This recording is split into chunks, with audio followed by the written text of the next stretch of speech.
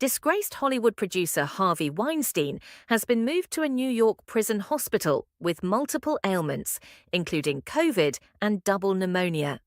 Judah Engelmeyer, Weinstein's publicist, said that the 72-year-old had recently tested positive for the virus.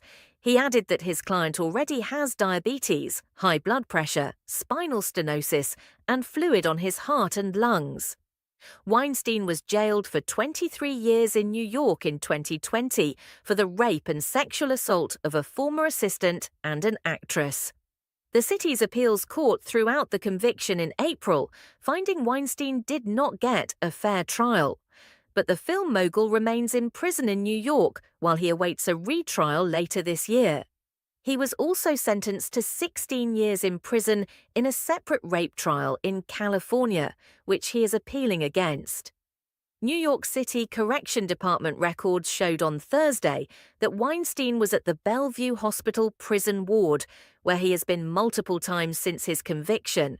CBS News, the BBC's US partner, said that he underwent a heart procedure at Bellevue to open a blocked artery shortly after his conviction.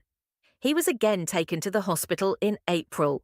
Arthur Adeler, his lawyer, said at the time that Weinstein was used to drinking champagne and eating caviar, and now he's at the commissary paying for potato chips and M&Ms. Mentally, he's fine. He's sharp as a tack, but physically he's been breaking down for years.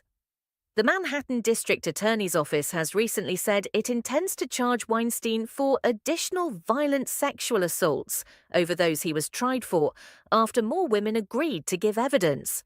The conviction of the Miramax co-founder was a milestone for the 9th Me Too movement, in which women accused hundreds of men in entertainment, media, politics, and other fields of sexual misconduct. A jury found he had sexually assaulted former production assistant Miriam Haley in 2006 and raped aspiring actress Jessica Mann in 2013. Barack Obama has endorsed Vice President Kamala Harris to be the Democratic presidential nominee, ending days of speculation over whether he would support her. Former President Obama and ex-First Lady Michelle Obama said in a joint statement that they believe Ms. Harris has the vision, the character, and the strength that this critical moment demands. Mr. Obama was reportedly among more than 100 prominent Democrats Ms. Harris spoke to after President Joe Biden announced. Last Sunday, he was dropping out of the race. In a statement at the time, Mr. Obama praised Mr. Biden's exit, but stopped short of endorsing Ms. Harris.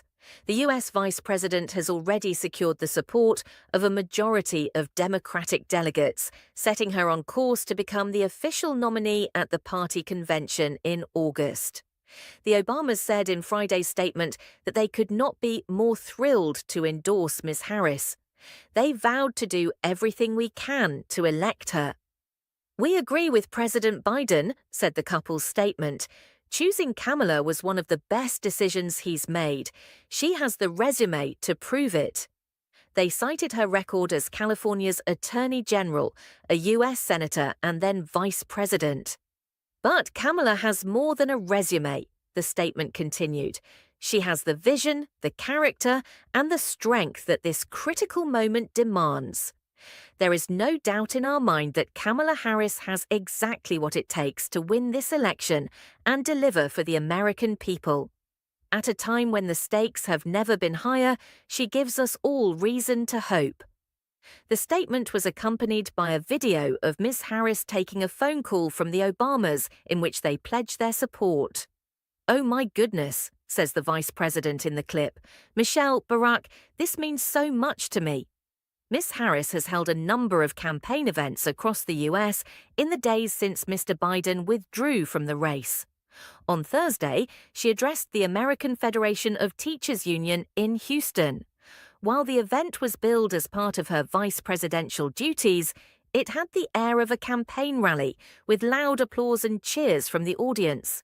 Echoing language used in campaign events earlier in the week, Ms. Harris took aim at what she termed extremist Republicans and failed policies. "We want to ban assault weapons and they want to ban books," she said. Meanwhile, Republican presidential nominee Donald Trump continued to pivot to assail his new rival. Lion Kamala Harris is a radical left Marxist, and worse, he said in a partially all-capital letters post on his social media platform Truth Social. Trump also refused to commit to a televised debate with Ms. Harris until she is officially confirmed as the party's nominee. He suggested Democrats were still holding out for someone better. Ms. Harris has also had frank and constructive talks with Israeli Prime Minister Benjamin Netanyahu and told him it was time for the Israel-Gaza war to end. Israel launched a campaign in Gaza to destroy Hamas in response to the attack on southern Israel last October, during which about 1,200 people were killed and 251 others were taken hostage. More than 39,000 people have been killed in Gaza since then, according to the territory's Hamas-run health ministry. Kamala Harris said she made clear her serious concerns about casualties in Gaza, telling Mr. Netanyahu how Israel defended itself mattered. Ms. Harris also stressed the need for a path to a two-state solution. The Israeli Prime Minister also met President Biden while on a trip to the White House and will meet Republican presidential nominee Donald Trump on Friday. Share your feedback, subscribe our channel. Thanks for watching. A rare fire tornado has ripped through bushland in Northern California, as the state's largest wildfire this year doubled in size overnight and burned out of control. The Park Fire, which started on Wednesday, has already burned through more than 164,000 acres of land northeast of Chico and was 3% contained on Friday, CAL FIRE said. A 42-year-old man was arrested on Thursday on suspicion of starting the blaze by rolling a burning car into a gully near Alligator Hole in Butte County. Footage obtained by BBC News shows the fire tornado, a swirling vortex of flames and ash formed in intense heat and high winds, twisting through an area in Butte County. The blaze has forced mandatory evacuations in Butte, where California's deadliest wildfire, the Camp Fire, killed more than 80 people in 2018. The 400-strong population of Cohasset have already been moved as the fire burns largely out of control. Evacuations are ongoing as the fire grows, said Megan McCann of Butte County Sheriff's Office on Thursday. We had assistance from 10 different law enforcement and fire agencies. More are on the way. CAL FIRE said that 134 structures had been destroyed, while 4,200 remain threatened. The Park Fire has grown exponentially since it sparked on Wednesday, growing from about 1,400 acres on Wednesday near Chico, California, spreading about 45,500 acres by Thursday into California's Central Valley before tripling in size by Friday. The National Weather Service issued a red flag warning for northern Sacramento Valley and warned high winds and low humidity on Friday could combine to cause new fire starts and ongoing wildfires to grow rapidly and dangerously in size and intensity. The LA Times reported that the fire was threatening to engulf the Ishi Wilderness and Lassen foothills, areas untouched by fire in almost a century and therefore filled with a large amount of fuel for the blaze. The biggest current blaze in the US, however, was across the border in Oregon, where the Durkee Fire has burned at least 240,000 acres, threatened multiple small towns, scorched ranch land, and killed cattle by the hundreds.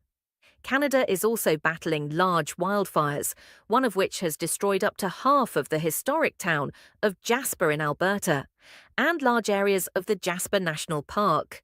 Rain on Friday aided the hundreds of firefighters called in to battle the blaze. Boneless chicken wings do not have to be bone-free, Ohio's top court ruled, ending a lawsuit filed by a man who fell ill after swallowing a piece of bone from his order. Michael Berkheimer sued Wings on Brookwood in 2016, saying the restaurant failed to warn him that the boneless wings could in fact contain bones, a piece of which became lodged in his throat and caused an infection. The court on Thursday ruled that boneless wing refers to cooking style and is not to be taken literally. The 4-3 ruling was peppered with dissent, with one judge calling the majority opinion utter jabberwocky, but a majority of the judges considered being cautious of bones in a boneless wing to be common sense. Writing for the majority, Justice Joseph T. Dieters said, "A diner reading boneless wings on a menu would no more believe that the restaurant was warranting the absence of bones in the items than believe that the items were made from chicken wings, just as a person eating chicken fingers would know that he had not been served fingers." The chicken wing controversy began in 2016 when Michael Berkheimer was dining with his wife and friends at a restaurant in Hamilton, Ohio. He ordered what has been described as his usual as boneless wings with Parmesan garlic sauce when he noticed a piece go down uncomfortably. 3 days later, he began to feel feverish and went to the emergency room. Doctors discovered a long, thin bone that caused a tear in his esophagus and a subsequent infection. Mr. Berkheimer later sued the restaurant, accusing them of failing to warn him that the boneless wings might contain bones. In the lawsuit, he also accused the supplier and the farm that produced the chicken of negligence. Lower courts had dismissed Mr. Berkheimer's suit, which then landed in the state's Supreme Court. A majority of the justices considered it common knowledge that chickens have bones and sided with the lower courts against him. The food item's label on the menu described a cooking style. It was not a guarantee, Justice Dieters wrote.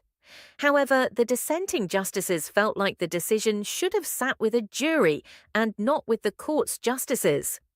Justice Michael P. Donnelly wrote in dissent, "The question must be asked, does anyone really believe that the parents in this country who feed their young children boneless wings or chicken tenders or chicken nuggets or chicken fingers expect bones to be in the chicken? Of course they don't. When they read the word boneless, they think that it means without bones, as do all sensible people.